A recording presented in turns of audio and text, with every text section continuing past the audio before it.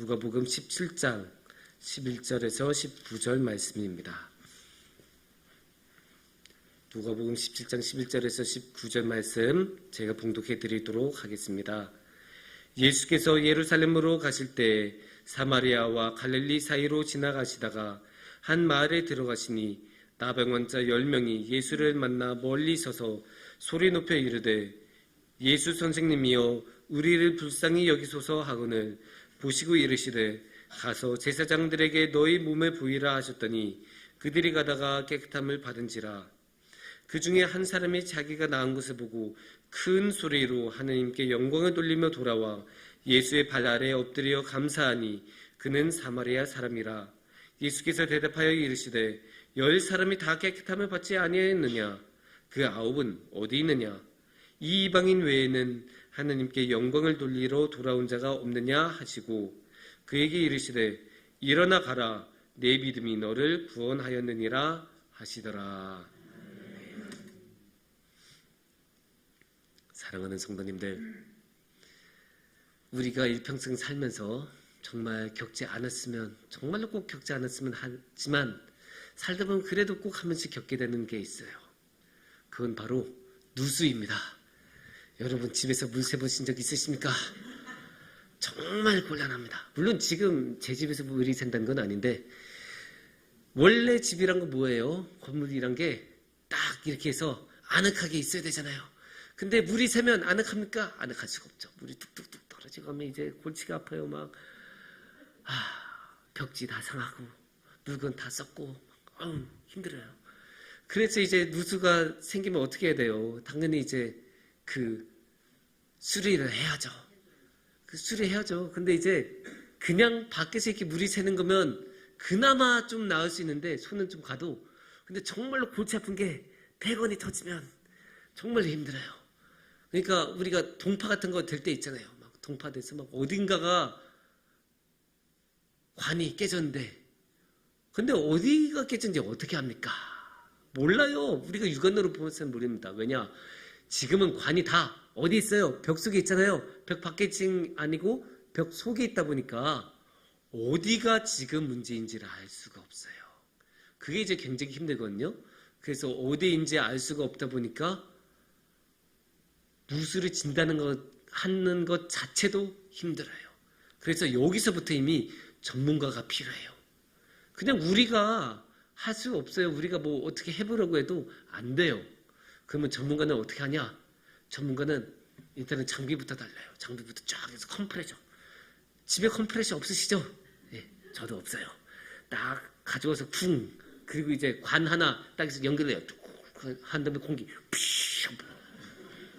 그럼 공기가 이렇게 딱 들어가요. 해서 관에 타고 가죠. 그러면 어떻게 되겠어요? 상식적으로 공기 쭉쭉쭉쭉쭉 타고 가면 어디선가 피 소리가 나겠죠? 거기가 이제 구멍이 난 곳이에요. 거기가 이제 배관이 상한 곳인데, 근데 그거 어떻게 찾아요? 소리 어떻게 나는지 어떻게 합니까? 뭐 벽에 이게 뒤에 대면 압니까? 아니요. 그것도 안 돼요. 그래서 전문가는 그것도 이따만 헤드폰 들고 기계 가지고 온 다음에 딱 하면서 들어요. 아마 목사님 여기인 것 같은데요? 예, 여기 맞아요. 그러면 이제 거기서 이제 와서 벽을 빠바바바 깨고 그 다음에 이제 수리하는 거예요. 이렇게 진단부터 어려워요. 눈으로 봐서 몰라요. 아유, 벽에서 우리는 이렇게 보면 관이 어딘지조차도 몰라요. 우리는. 그래서 전문가를 불러와야 되고 이 진단하는 것부터 중요하고 힘들다는 것을 알 수 있습니다.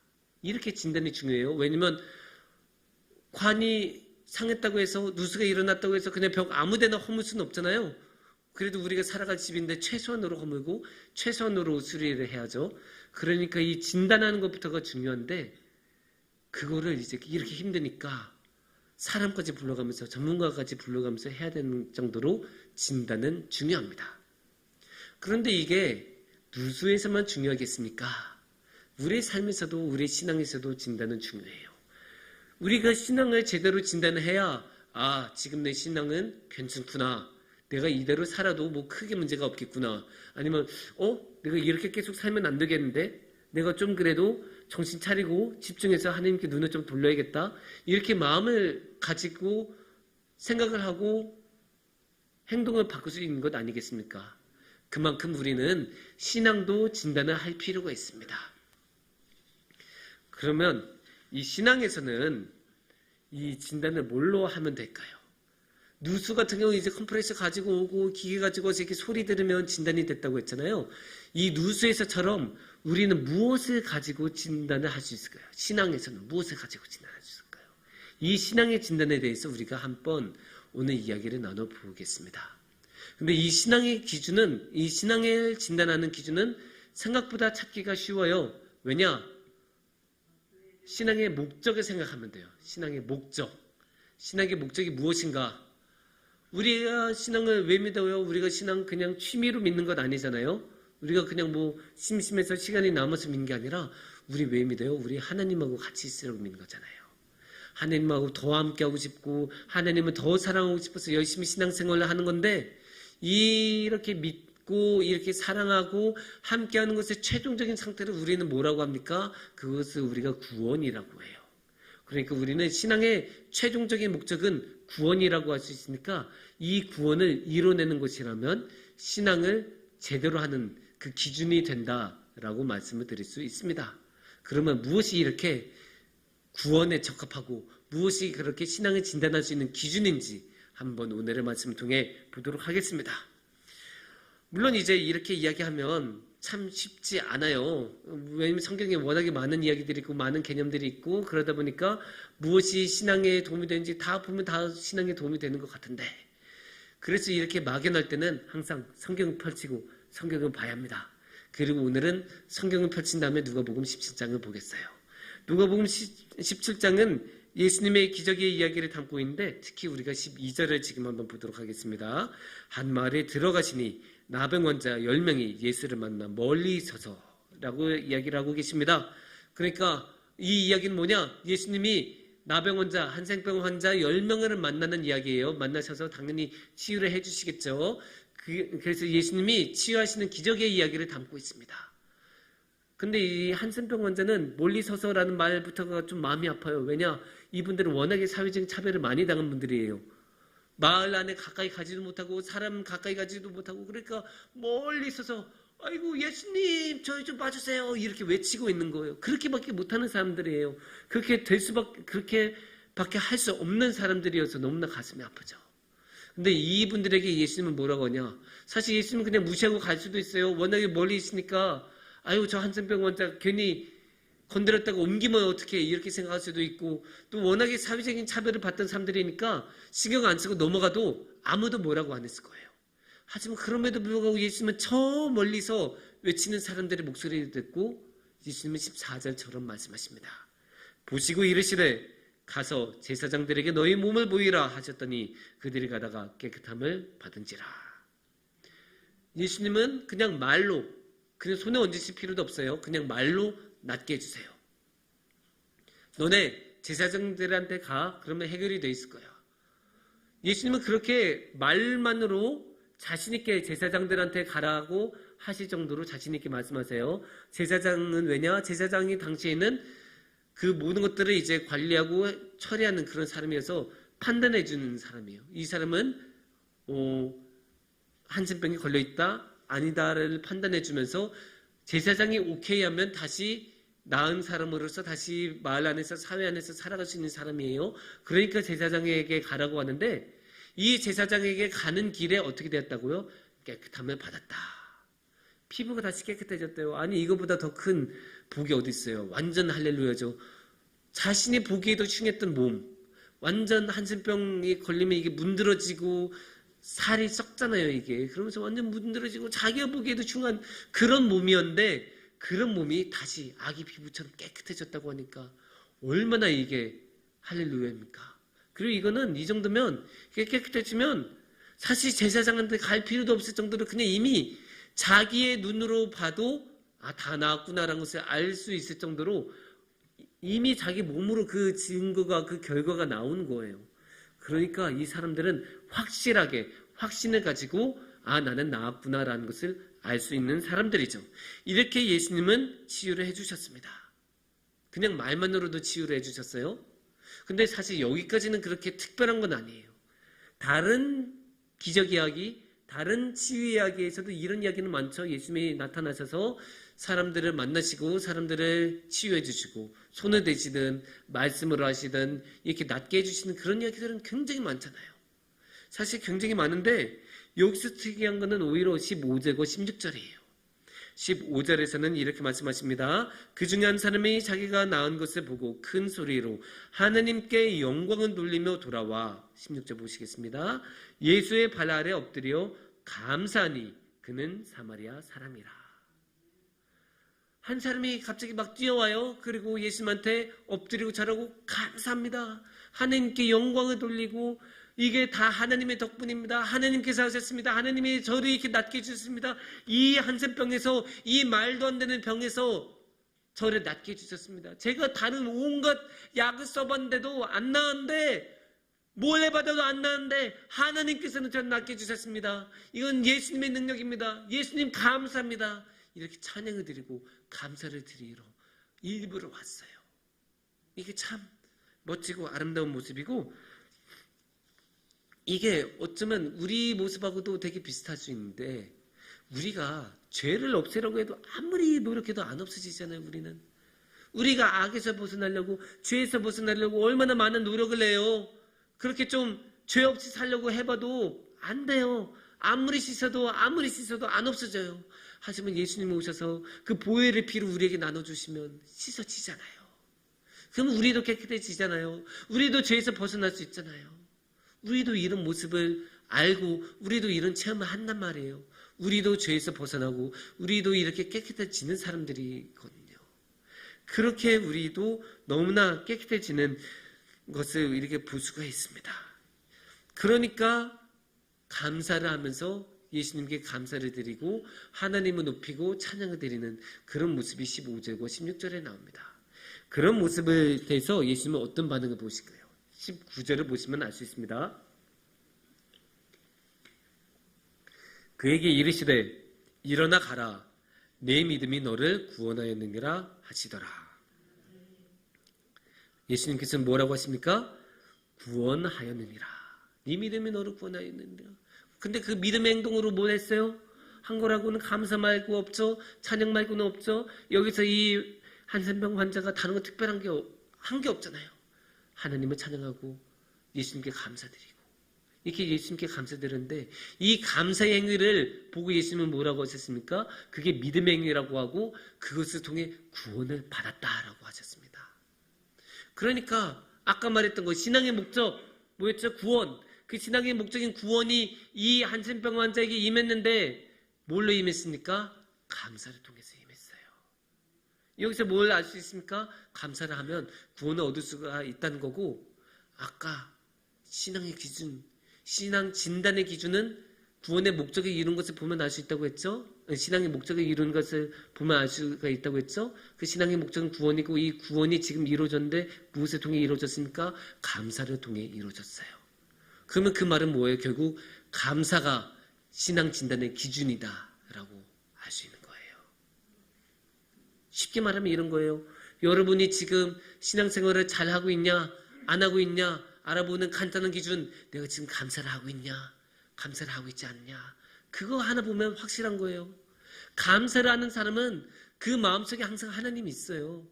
그리고 감사하는 사람은 이렇게 구원을 받는다고 예수님이 직접 말씀하셨잖아요. 감사하는 모습을 보고 내 믿음이 너를 구원하였느니라 예수님이 말씀하셨잖아요. 구원을 받을 수 있으면 그 이상으로 우리가 신앙에서 뭘 바라겠습니까?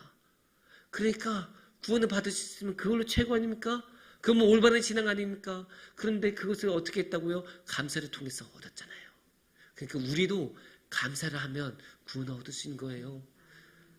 그러니까 우리가 아주 간단해요. 우리가 피곤하든 힘들든 아무리 비루한 상황이 있어도 감사를 하고 있으면 우리는 구원을 얻을 수 있는 거예요. 우리가 감사를 하고 있으면 하나님을 바라볼 수 있는 거예요. 우리가 감사를 하고 있으면 하나님께 찬양을 드릴 수 있는 거예요. 그 하나님께 영광을 돌리면 당연히 구원을 얻을 수 있는 거예요.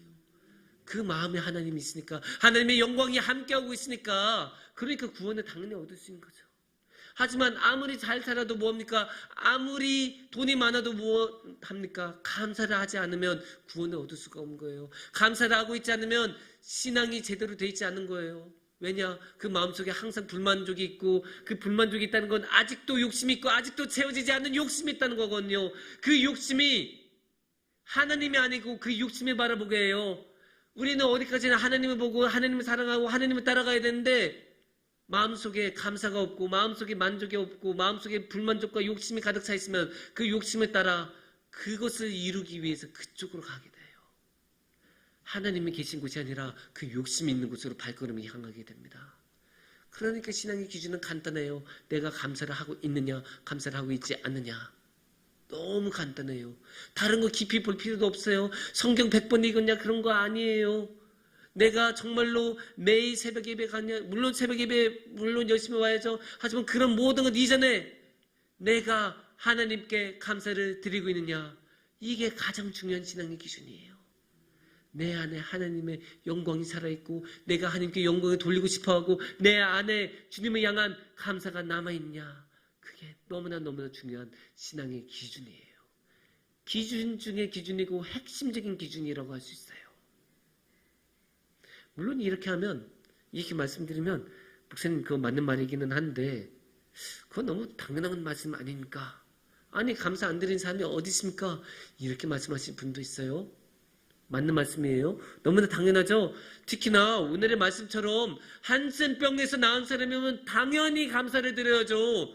아니 그렇게 불치병이었는데, 이때는 치유할 수 없는 병이었는데 거기서 낫게 해주시면, 삶을 돌려주셨으면, 죽음에서 벗어나게 해주셨으면 당연히 감사를 드려야죠. 너무나 당연한 거예요. 하지만 그 당연한 걸 안 하고 있다고 오늘의 말씀을 이야기하고 있어요. 그게 오늘의 말씀의 포인트예요. 오늘의 말씀에서 17절에서 이렇게 말씀하십니다. 예수께서 대답하여 이르시되 10사람이 다 깨끗함을 받지 아니하느냐? 그 9은 어디 있느냐? 분명 10사람이 나음을 입고 10사람이 기적을 체험하고 10사람이 그 말도 안 되는 그런 치유를 받았는데 그 10사람은 없고 한 명만 왔어요. 아니 10사람 중에서 한 명이 안 오고 9명이 온 게 아니에요? 한 명이 오고 9이 안 왔어요. 그게 말이 되냐? 말이 안 되죠. 근데 이게 인간의 모습이에요. 자기가 급할 때는 간절하게 해달라 하는데 딱 받고 나면 싹 씻잖아요. 그게 인간의 모습이에요. 그게 원래 인간이 그래요. 자신이 필요할 때 너무나 간절하게 주님 앞에 매달리고 무릎 꿇으면서 기도하면서 해달라고 무릎 붙이고 가슴을 치면서 기도하다가 그게 딱 이루어지는 순간 갑자기 기도하는 양이 10분의 1로 줄어요. 그게 사람의 모습이에요. 자기가 필요할 때는 달라 하는데 자기가 충족되면 싹 잊어버리고 감사도 하지 않고 하나님 앞에 안 나서고, 그게 사람의 모습이란 거를 오늘의 말씀은 너무나 명확하게 말씀하시고, 그냥 말씀하신 게 아니라 예수님이 직접 말씀하실 정도로 9은 어디 있느냐 물어보실 정도로 그게 사람의 모습이란 것을 말씀하고 계세요. 근데 이게 그 한 명, 그 감사드리는 한 명이 그래도 교회 열심히 다니고 믿음 좋은 그런 사람이었을까요? 아니에요. 18절을 보면 이렇게 말씀하세요. 이 이방인 외에는 하나님께 영광을 돌리러 돌아온 자가 없느냐 하시고, 심지어 이 한 명 믿음 가지고 온 사람 아니에요. 감사하러 온 사람이 사마리아 사람이라고 아까 했어요. 여기서는 이방인이라고 하고 있어요. 신앙이 있는 사람이 아니에요. 믿음 생활 열심히 한 사람이 아니에요. 그 말은 뭐예요? 신앙생활 열심히 한 사람도 감사하는 거 잊어버린다는 거예요. 자기 필요가 충족되고 나면 아무리 교회 열심히 다녔던 사람도 신앙생활 열심히 한 사람도 싹 다 잊어버리고 없었던 일로 감사하지 않고 그냥 살아간다는 거예요. 그거 우리가 너무나 마음속에 새겨야 돼요. 이게 특히나 10명 중에 뭐 6명이 안 왔다 뭐 이런 게 아니죠. 뭐 3분의 2 이상이 아니에요. 9명이면 90% 그냥 다 안 온 거잖아요. 그 정도면 그냥 다 아는 거거든요. 그 말은 뭐냐? 우리도 충분히 그럴 수 있다는 거예요. 우리라고 다르면 얼마나 다르겠습니까? 열에 아홉이 안 왔던 거는 그냥 우리도 똑같이 그럴 수 있다는 거예요. 우리도 언제든지 감사를 잊어버리고 주님을 잊어버리고 살아갈 수 있다는 거예요. 아무리 하나님이 우리에게 큰 일을 해주셨어도. 근데 실제로 우리 그러잖아요. 실제로 우리 하나님께서 우리에게 해주신 큰 거 무엇입니까? 구원 주셨잖아요. 우리한테. 우리에게 그 구원을 주셨는데 우리 감사하는 거 잊어버리면서 살잖아요. 감사하는 거 잊어버리고 일상이 바쁘다 보니까 할 게 많다 보니까 기도 잘 안 하고 감사 잘 안 하고 그러고 살아가지 않습니까? 저도 예전에 되게 반성한 적이 있어요. 어느 날 막 제가 이제 유학 시절에 막 이렇게 살다가 어떻게 하다 보니까 제가 기도를 아침에 못하고 그러다 보니까 쭉 하루 살다가 한 밤 11시 반쯤에 기도한 거예요. 그러면서 생각한 거예요. 이거 좀 내가 뭔가 잘못했다. 오늘 하루 동안 내가 23시간 30분 동안 내가 기도를 안 하고 감사도 안 하고 살아왔구나. 그런 생각이 들더라고요. 근데 그게 우리가 살아가는 모습이 그래요. 바쁘다 보면 일에 치이다 보면 여유가 없다 보면 주님을 바라보는 것을 잊어버릴 때가 있어요. 아무리 주님께서 그렇게 크신 그렇게 소중한 그렇게 가치가 있는 구원을 주셔도 우리는 감사드린 것을 잊어버리죠. 그래서 우리가 항상 감사하면서 살아야 가야 돼요. 그리고 이 감사라는 게 얼마나 힘든 것인지를 알 수가 있고 얼마나 가치가 있는지를 알 수가 있고 그래서 이 감사의 말로 우리 신앙의 핵심적인 기준 우리가 감사를 드리고 있으면 잘 살고 있구나 우리가 감사를 하고 있는 내 모습을 보고 있으면 그래도 내가 주님 안에 있구나 내 신앙이 그렇게 잘못되지 않구나라는 것을 느낄 수가 있고 반면에 제가 감사가 모자르다는 것을 느끼기 시작하면 내가 조금 더 하나님 앞으로 나아가겠구나 내가 주님께 조금 더 시간을 들여야겠구나 그러면서 조금 더 감사하며 조금 더 하나님께 집중할 수 있는 그런 신앙의 진단 신앙의 기준 그것을 우리가 감사로 삼았으면 좋겠습니다. 사랑하는 성도님들 우리가 살다 보면 해야 하는 일도 많고 집중해야 하는 일도 많고 물도 이렇게 마셔야 될 때도 많아요.